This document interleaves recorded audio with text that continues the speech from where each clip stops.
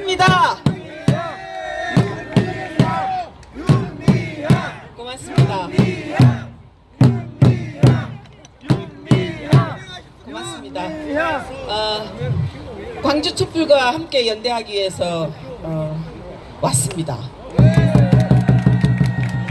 다음 주에는 서울에서 만날 거죠? 네. 대법원의 판결은 대한민국 국민이라면 존중하는 것 맞습니다. 이거 누가 한 말인지 아십니까? 한동훈이 한 말입니다. 네, 한동훈이 국회에서 국회 본회의에서 한 말입니다.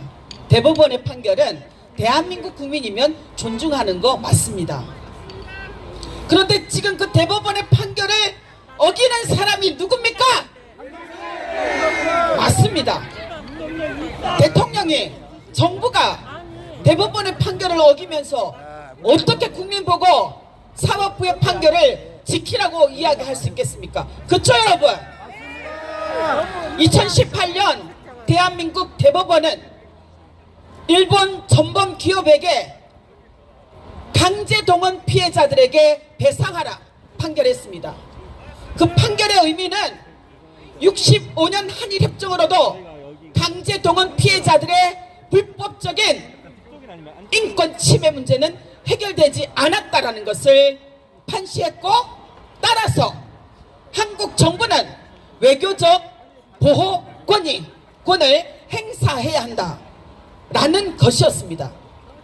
그런데 지금 대한민국 정부가, 윤석열 정부가 보이고 있는 외교적 보호권은 뭐냐?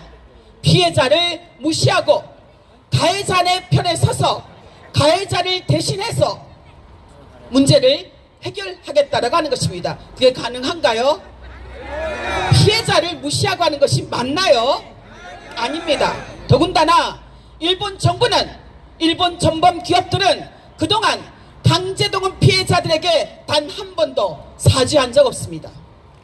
배상하지도 않았습니다. 대법원의 판결에 대해서 인정도, 그리고 이행할 의지도 보이지 않았습니다. 거부했습니다.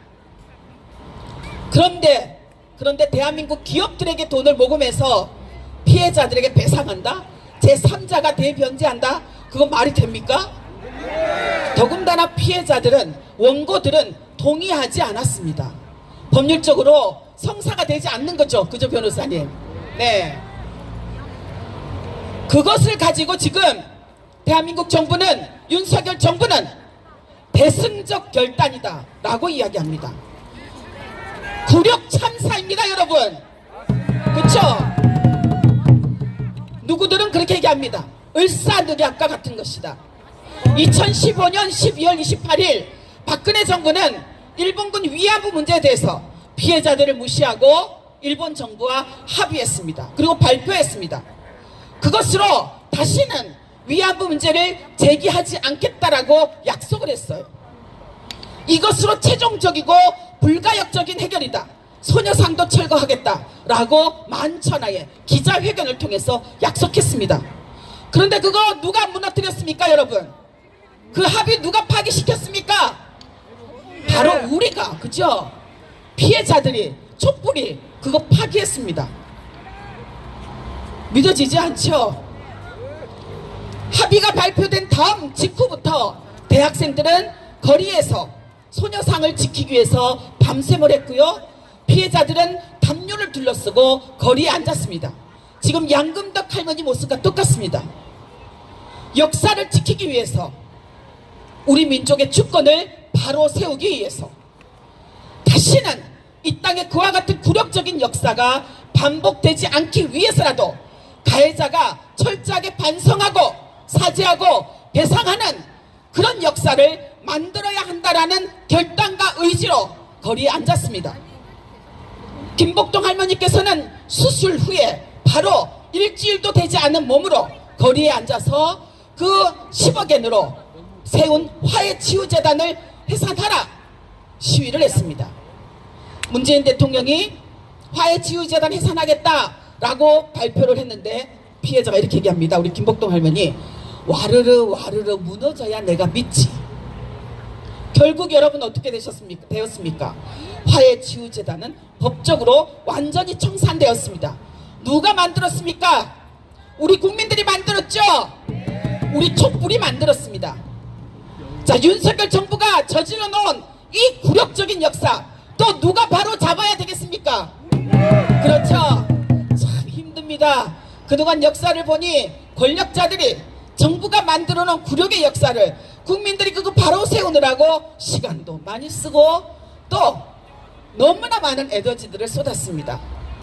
하지만 시간이 걸릴 뿐이지 우린 결국 해냈죠. 그죠? 네. 우리 앞에 여전히 또 하나의 산이 만들어졌습니다. 또 하나의 벽이 세워졌어요. 하지만 그 벽 무너뜨리면 되고 그 산 넘어가면 되죠, 여러분? 네, 우리 넘어갈 수 있습니다. 일본 정부는 지난 이틀 전에 외상이, 그것도 국회에서 이렇게 발언합니다. ILO에서 정하는 강제 노동을 한 적이 없다. 강제 노동을 부정합니다. 여러분, 군함도 아시죠? 2주 전에 제가 도쿄를 다녀왔습니다. 군함도를 유네스코에 등재하고 유네스코에서 조건을 걸었습니다. 강제 동원의 역사도 상세하게 담아서 국민들에게 그 정보를 제공하라. 그래서 그 정보를 제공하고 있는 산업유산정보센터가 있어요. 그곳에 갔습니다. 깜짝 놀랐습니다. 한국말로 번역된 자료를 저에게 줍니다. 그 제목은 이렇게 되어 있었습니다. 누가 역사를 날조하는가. 첫 장을 여니 그 속에는 조선인 노동자들에게는 차별도 없었다.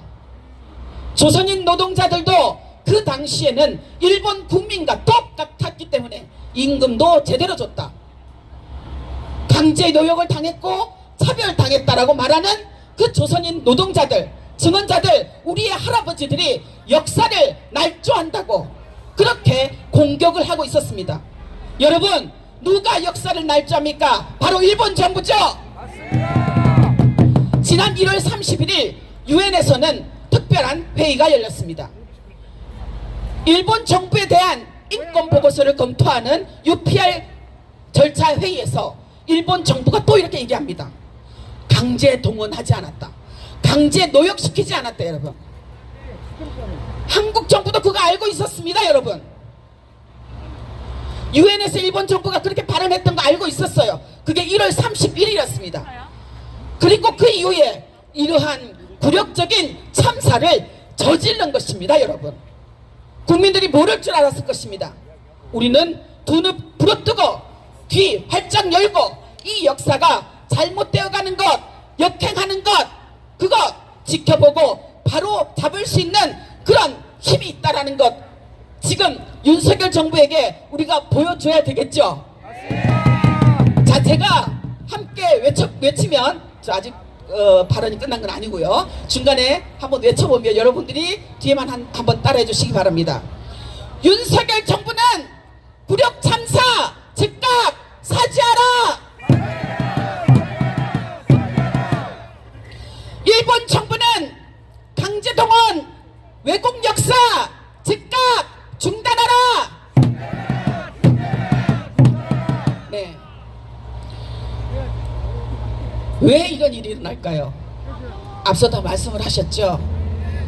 3.1절 그 굴욕적인 메시지를 우리 독립운동을 하셨던 순국 선열들에 대한 명예를 훼손하는 그런 기념사를 한 것에 대해서 누가 가장 환영을 했습니까? 바로 일본 정부와 미국 정부였습니다. 2015년 12월 28일 위안부 한일합의가 있은 후에 가장 먼저 환영한 나라가 누구였을까요? 바로 미국 정부였습니다. 한미일 3국의 동맹을 강화하는데 위안부 한일합의가 큰 기여를 했다. 미국의 군사적 개입의 문을 2015 한일합의가 열어주었다. 그들의 한미일 3국 동맹의 강화에 여전히 과거사 문제가, 피해자들의 인권 회복을 위한 요구가, 국민들의 목소리가 걸림돌로 보고 있는 정부, 이게 국민의 주권을, 국민의 외교 보호권을 제대로 행사하고 있는 정부일까요? 아닙니다. 이대로 둘 수는 없습니다. 그렇죠? 반드시 이 역사를 바로 세울 수 있도록 우리가 함께 연대하고 이곳 광주에는 굉장히 중요한 우리의 보배와 같은 운동가가 계시죠. 네, 우리 할머니께 들리도록 한번 외쳐보았으면 좋겠습니다. 인권운동가 양금덕 할머니 존경합니다. 네, 양금덕 할머니와 함께 단단하게 손을 잡고 할머니가 멋진 운동가로 우리 곁에서 역사를 정의롭게 세워나가는 주춧돌이 되고 중심이 될 수 있도록 함께 손을 잡았으면 좋겠습니다. 할머니가 외롭지 않도록 거기에는 그동안 할머니를 외롭게 했던 것에 대한 우리의 반성과 미안한 마음도 함께 표현되었으면 좋겠습니다. 그렇게 할머니와 함께 역사를 바로 세우고 우리의 평화는 우리가 바로 세우고 찾아가는 그런 활동 촛불이 함께 앞장섭시다.